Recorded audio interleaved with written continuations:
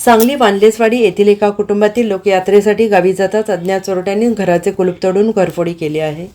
घरातील तिजोरीत ठेवलेल्या सोन्या चांदीच्या दागिन्यांसह 91,395 रुपयांचा मुद्देमाल अज्ञात चोरट्यांनी लंपास केला आहे। सदर घरफोडीची घटना ही गुरुवार दिनांक 8 मे रोजी पहाटेच्या सुमारास घडली।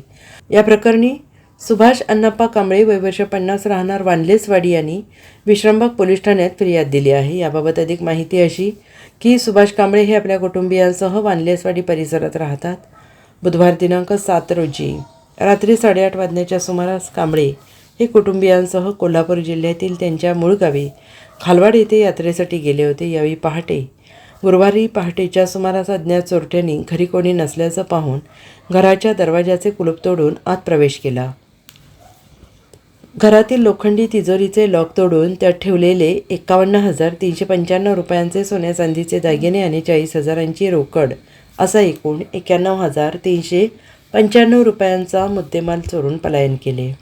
गुरुवारी सकाळी 8:30 वाजण्याच्या सुमारास सदरची घटना निदर्शनास आली आणि यानंतर सुभाष कांबळे यांनी विश्रामबाग पोलीस ठाण्यात फिर्याद दिली। त्यांच्या फिर्यादीवरून पोलिसांनी अज्ञात चोरट्यांवर गुन्हा दाखल केला आहे।